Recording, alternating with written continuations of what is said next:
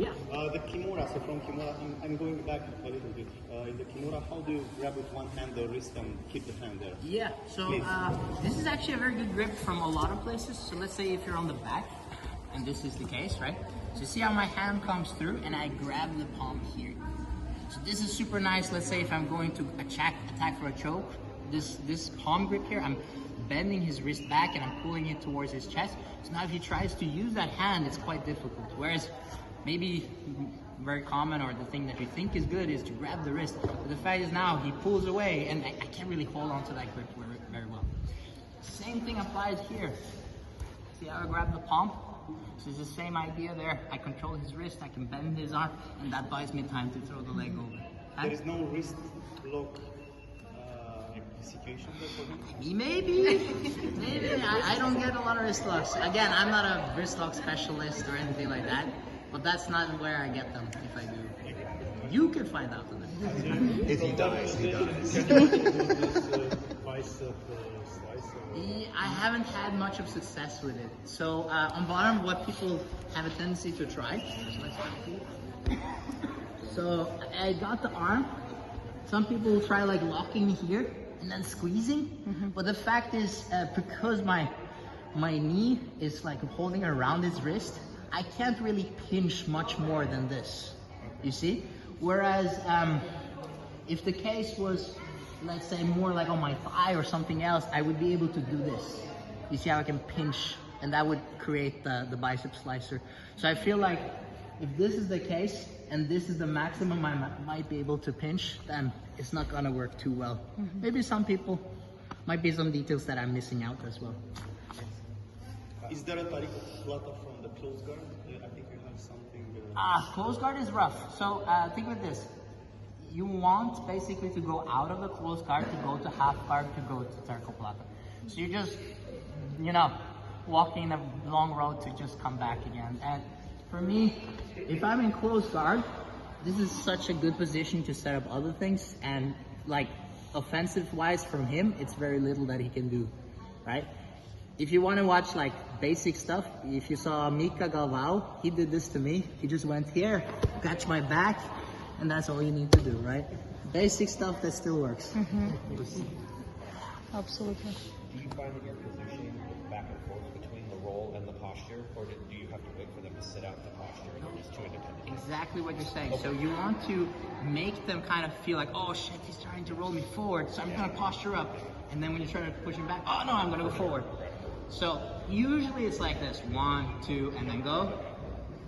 But yeah, sometimes you might have to play a little around with it with the friends that know what's happening. You don't find an early indicator that they're just going to posture and hold it, that you're rocking back and forth. So the early indicator is the base, exactly. So if you see their base coming in, you know their posture is there. Thank you. Other questions? From where do you hit it? Like, where do you like to hit it? Yeah, so we're gonna do some flashy stuff. I'll show you guys just a summary of where you can do it from. Any questions before that? Yeah? In the last sequence, how you avoid your Tarik foot from this start when I roll? So backwards roll, right? Yeah. So I got here, and the trick here is to keep this here the whole time. You see how I keep this? So now he pauses up, he brings his knees, and I come up here. So what I do is I keep this as close as I can. So as I move here, I'm sliding my leg forward. So now I'm not stuck underneath him here. So then I should be able to free my legs there. Yeah, and that's also where this comes in handy, right? So when that foot comes in, I can use that to pull myself forward. Yes, other things? On the mount? You can, it's a little bit rough, so think of it this way, right?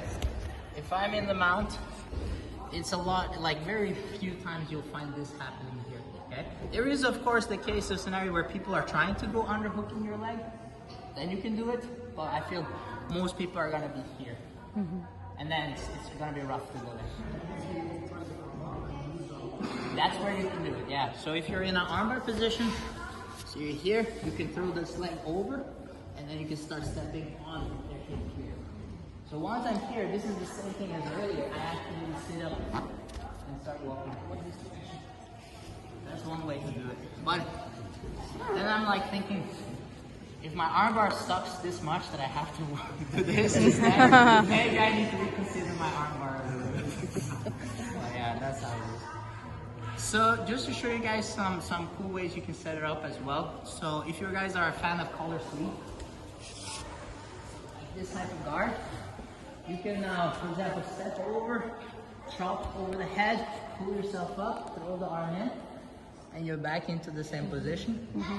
Or stay there here, Lulu, if you're on turtle. I grab his palm on the opposite side, step over, throw my leg around. I can go in from there. Or a little bit far-fetched, but still fun one. So if you do lasso spider to me, so usually lasso on this side, a spider here. So first I remove the spider, boom. I managed to get his hook out, and we're here. Now I back step, and I can get it again. So,